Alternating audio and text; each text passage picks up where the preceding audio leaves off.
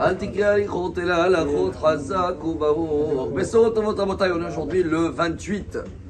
Dans le mois de Tishrei, en hébreu 28, c'est Koach. Donc on a besoin un peu de la force maintenant qu'on était au top à Simchat Torah. On redescend un petit peu pour remonter mieux. Et il n'y a pas mieux de suivre la paracha. Après le déluge, Noach, dès qu'il sort, elle raconte la Torah. Vayach al Noach isha adama vaïta karem. Première chose qu'il a fait, l'homme de la terre, comme ça elle appelle la Torah, qu'est-ce qu'il a fait? Il a planté une vigne. Et la vigne, il a planté Noach aussi. Parce que suite à ça, il y a eu l'accident, il a bu, il était saoul, c'est la Torah. L'histoire avec ses enfants. C'est vrai que toujours on préfère dans la vie les chemins dans le Midrash qui ne cherchent pas les critiques. On ne peut pas comprendre qui était Noach si la Torah elle témoigne qu'il était quelqu'un de sage dans sa génération, qui en est nous pour dire l'inverse. Mais il y a dans le Midrash certaines critiques. Pourquoi il a commencé avec le vin? Pourquoi les raisins? Il fallait planter d'abord du blé. Parce que le vin, c'est un échappatoire.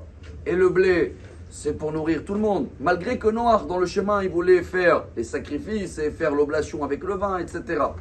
Mais nous, on apprend un très beau message. C'est une halakha également. Quand on a le pain à table ou des gâteaux à table et un verre de vin, qu'est-ce qui passe avant? Le pain et les gâteaux. Le motzi ou mezonot, le même passe toujours avant le guimel, avant le geffen. C'est une règle générale. Vous avez bien remarqué que ces deux produits que Dieu il a donnés font partie de cette céréale, bien sûr. Le premier, le pain, dès qu'il sort, il est terminé, il se dégrade et il se périme le plus vite dans le monde. Le vin, c'est l'inverse. Dès que le produit il est terminé, chaque seconde qui passe, il s'améliore. Alors vous allez me dire, Noach, il a bien choisi. Il a dit, attends, je vais m'investir dans quelque chose qui s'améliore tout le temps. Et apparemment, les critiques, ils disent, non. D'abord, il faut s'investir dans les choses qu'il faut les faire urgence, que si tu les fais pas et tu les manges pas tout de suite, le pain, la baguette, après 2 heures, 3 heures, un jour, c'est fini. Quel est le message pour nous? Il est énorme. Rabbi Nachman de Breslev, il nous apprend là pour chaque matin quand on se réveille, c'est dans l'Ikoutet Tzot, qu'il faut d'abord le matin pour bien se réveiller, se rappeler que tout va bien, Dieu il m'aime, tout est excellent. Mais attention, si tu penses que ça, alors tu dis allez, je vais boire un verre de vin et je vais kiffer la journée. Tout de suite après, il faut aussi penser que pas tout va bien, il y a du pain à manger, il y a des choses à faire, il y a des projets à faire. Donc le pain représente tout ce qu'il faut faire d'urgence. Car si tu le pousses à demain, c'est pas bon. Le vin vient après que tu as fait ce qu'il faut faire maintenant et tu t'es occupé de tous les problèmes à régler. Là, quand tous les problèmes ils ont été réglés, tu peux boire un verre de vin. Le message pour nous maintenant dans la saison d'hiver à Botaï, c'est ça qui va nous donner beaucoup de force. Chacun de nous, on a beaucoup de choses qu'on a poussées pour après les fêtes. La diète, le machin, les après de fêtes, ils sont arrivés.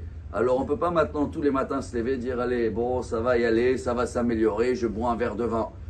D'abord, tu règles les soucis, marque tout ce qu'il faut faire, partage les tâches, regarde tout ce qui est dans l'urgence, mange le pain, tu as fini de manger le pain, après tu peux boire un verre de vin.